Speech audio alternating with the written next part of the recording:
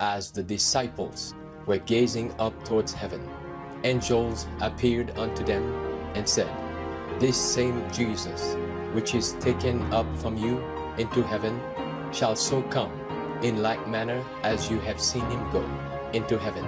This is your daily devotional. Maranatha, the Lord is coming.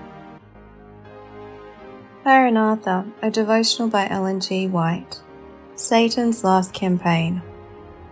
Little children, it is the last time, and as ye have heard, that Antichrist shall come.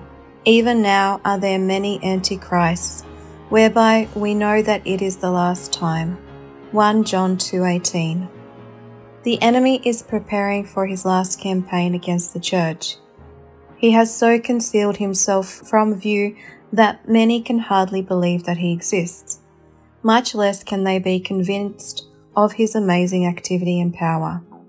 Man is Satan's captive and is naturally inclined to follow his suggestions and do his bidding.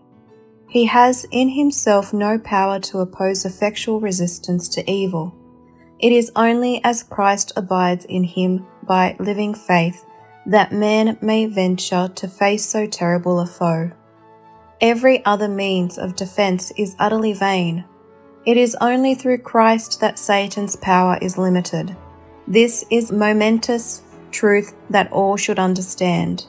Satan is busy every moment, going to and fro, walking up and down in the earth, seeking whom he may devour. But the earnest prayer of faith will baffle his strongest efforts. Satan hopes to involve the remnant people of God in the general ruin that is coming upon the earth. As the coming of Christ draws nigh, he will be more determined and decisive in his efforts to overthrow them. Men and women will arise professing to have some new light or some new revelation whose tendency is to unsettle faith in the old landmarks. Their doctrines will not bear the test of God's word, yet souls will be deceived, false reports will be circulated, and some will be taken in this snare. We cannot be too watchful against every form of error, for Satan is constantly seeking to draw men from the truth. Some men have no firmness of character. They are like a ball of putty and can be pressed into any conceivable shape. This weakness, indecision, and inefficiency must be overcome.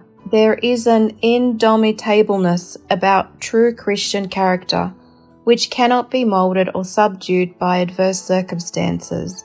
Men must have moral backbone, an integrity which cannot be flattered, bribed, or terrified. God has set bounds that Satan cannot pass. Our most holy faith is this barrier, and if we build ourselves up in the faith, we shall be safe in the keeping of the Mighty One.